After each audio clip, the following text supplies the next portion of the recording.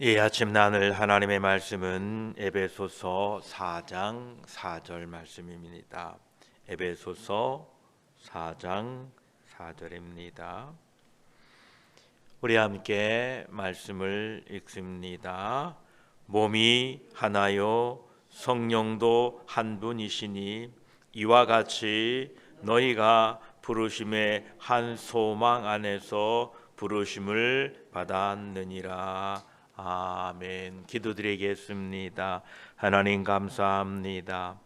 이 아침에도 저희들을 깨워주시고 예배하게 하시니 감사합니다.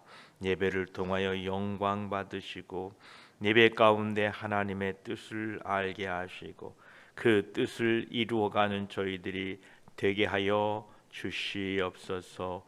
오늘도 말씀을 통하여 하나님 홀로 영광 받으시고 하나님 홀로 높임 받으시옵소서. 감사드리며 우리 구주 예수 그리스도의 이름으로 기도드립니다.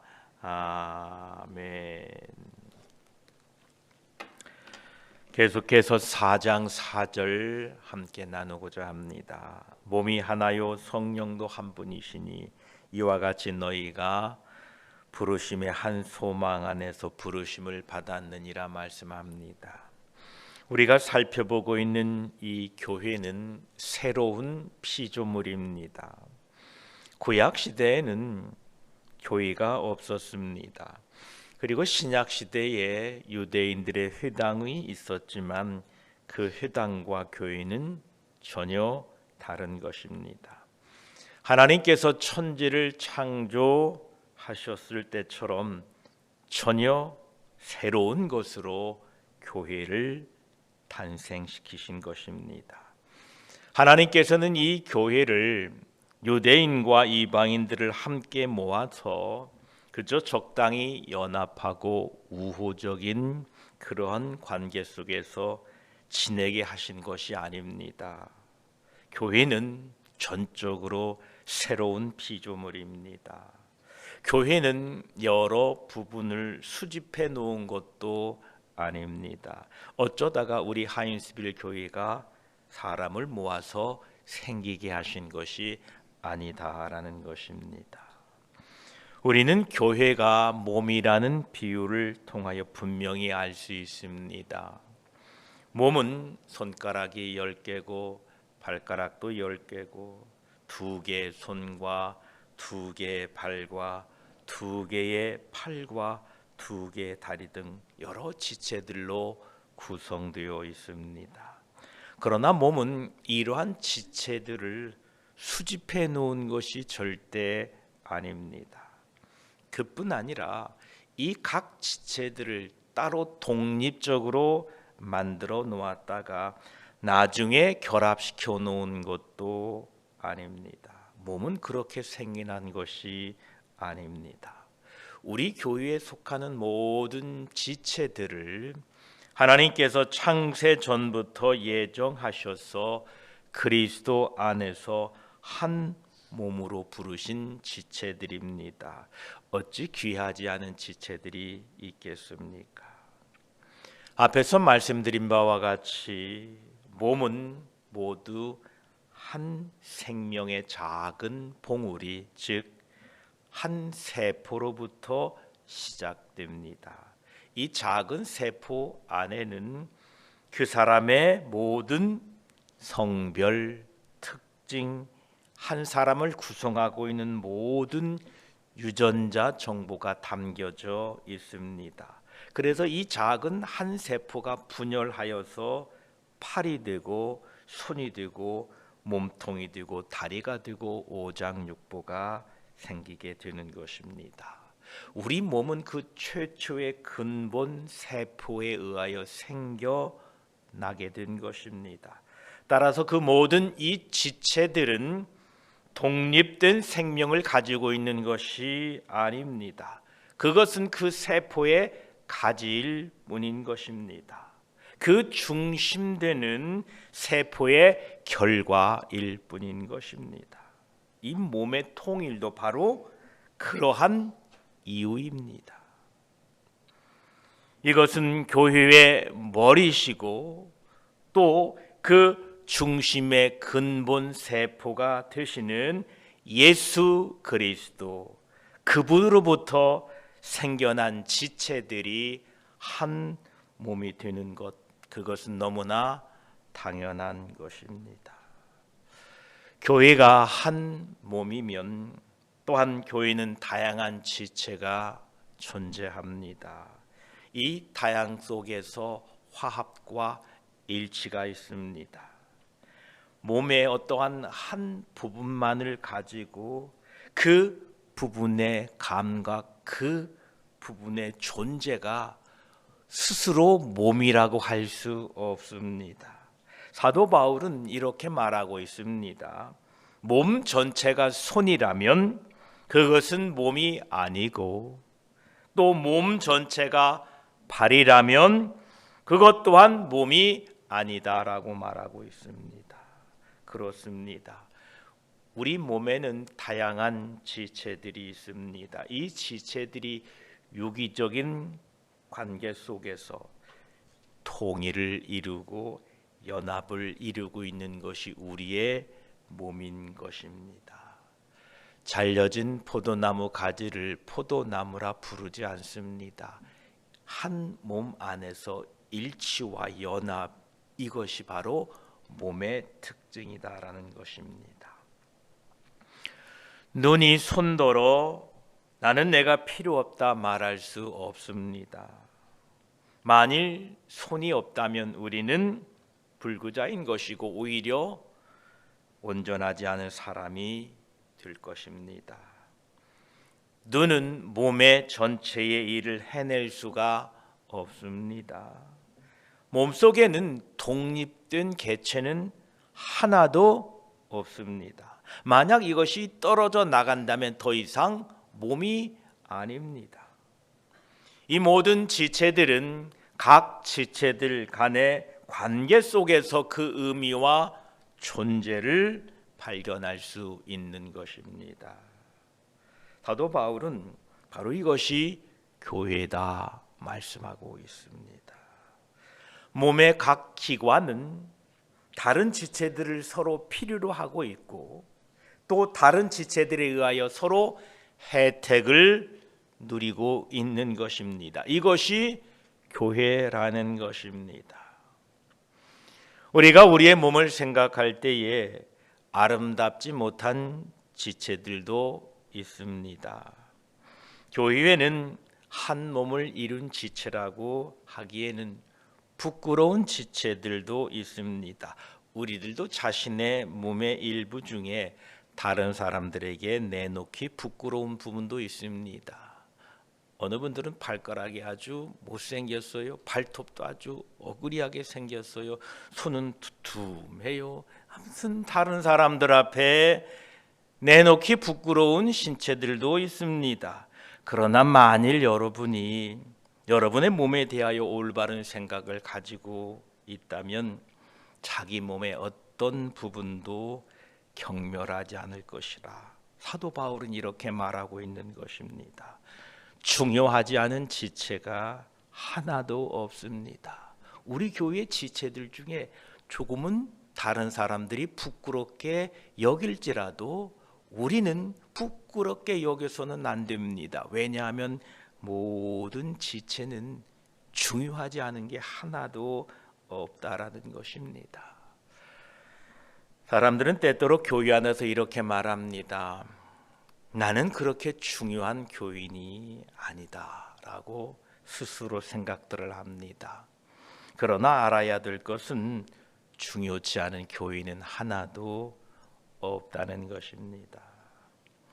그들은 나는 그렇게 중요한 교인이 아니다라고 말하는 의미 속에서는 자기들은 다른 사람에 비하여 가지고 있는 특별한 은사나 뛰어남이 없다는 의미일 것입니다.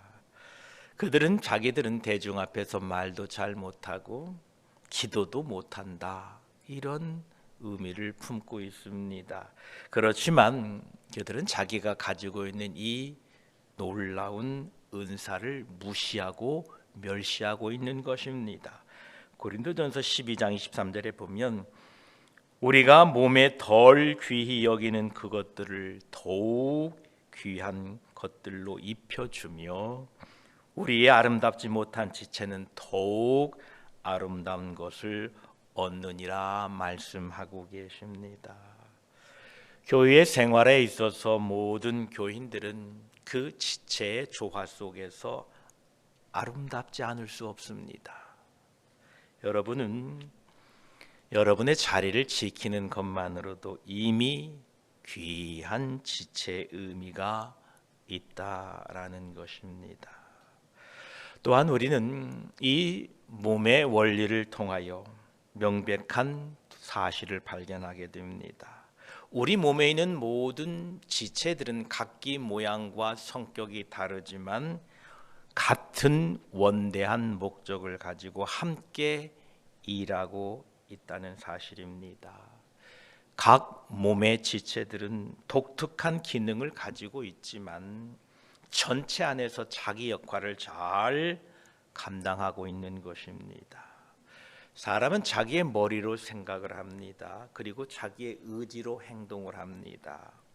그러나 인간은 자기의 목적을 수행하기 위해서는 도구가 필요합니다. 뭔가 있어야 됩니다. 생각만 해서는 안 됩니다. 만약에 내가 이 책을 덮고자 한다면 내가 이 일을 생각하고 또한 그 일을 행동하게 될 것입니다. 그런데 내가 이것을 생각만 한다고 해서 이 일이 일어나지 않습니다.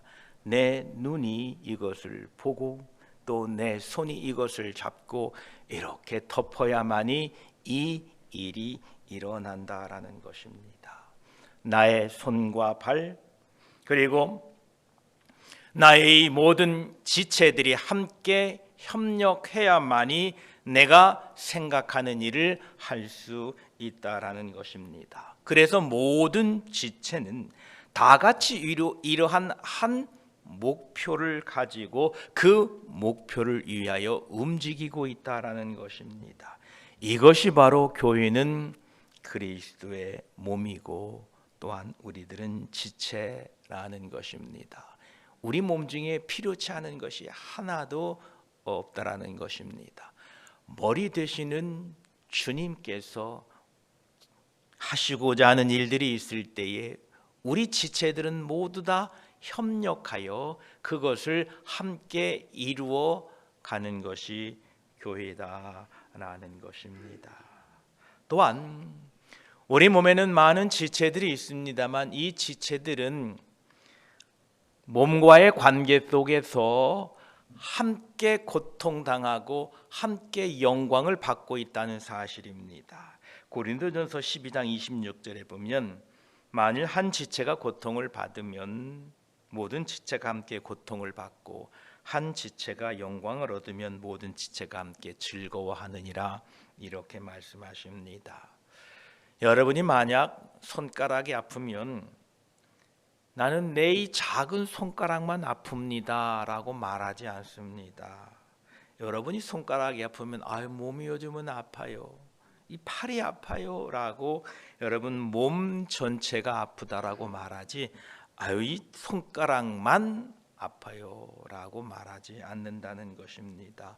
그 작은 손가락으로부터 여러분을 분리시킬 수가 없다라는 것입니다. 이것이 지체들의 원리입니다.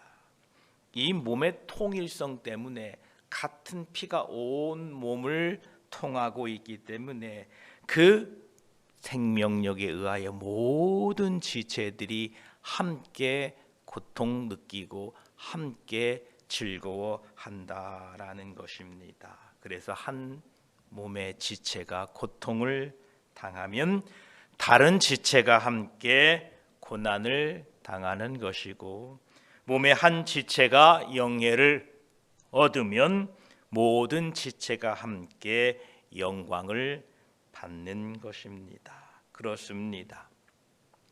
이처럼 우리가 이 교회에 대한 교리를 바로 이해하게 될 때에 우리는 이 지체들 간의 경쟁이나 적대감이나 이기주의나 자만심 등 어떤 생각도 일어날 수 없고, 참으로 이런 생각은 우스운 일이라는 것을 우리는 금세 발견하게 될 것입니다.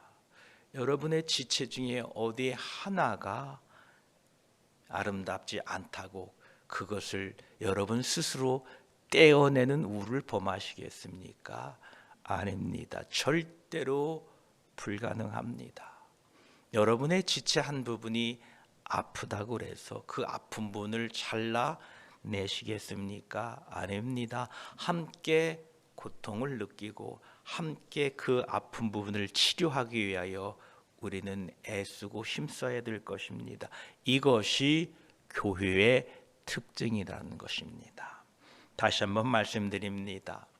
우리 교회는 예수 그리스도라는 그 생명력 안에서 그 분의 세포, 오직 그분의 은혜 가운데에 생겨난 그리스도의 몸이 교회입니다.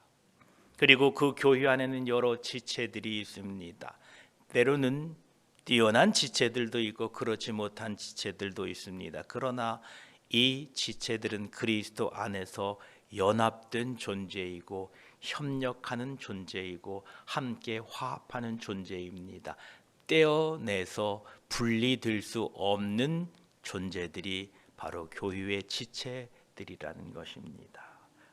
주님은 우리 교회의 몸된 교회의 머리이시고 여러분들은 지체들입니다.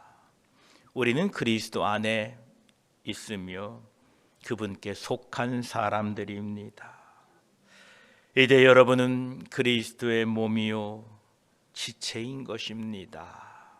우리가 이것을 깨닫게 된다면 우리는 필연적으로 사도 바울이 말씀했던 것처럼 평안에 매는 줄로 성령의 하나 되게 하신 것을 힘써 지키게 될 것입니다.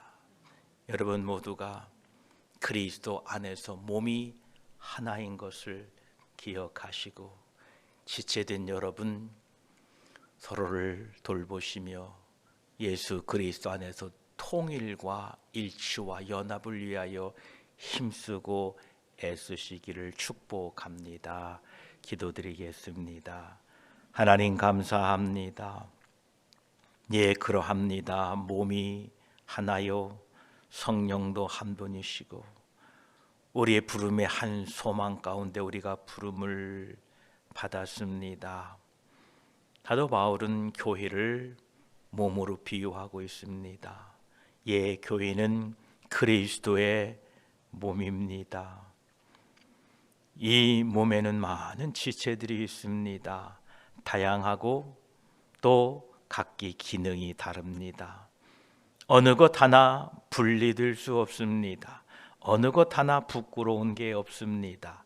하나님 연합하고 일치하고 통일함으로 말미암아 이 몸을 통하여 하나님의 영광을 드러내도록 우리 교회를 사용하여 주시옵소서. 감사합니다.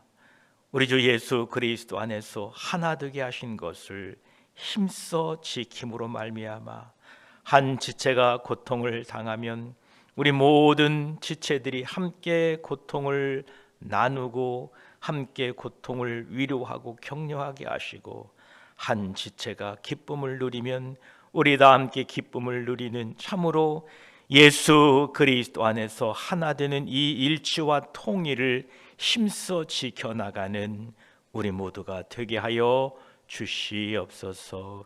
감사드리며 우리를 예수 그리스도를 통하여 부르시고 한 몸을 이루게 하셔서 예수 그리스도의 몸된 교회에 불러주신 하나님 감사드리며 우리를 구원해 주신 우리 주 예수 그리스도의 이름으로 감사하며 기도드립니다. 아멘.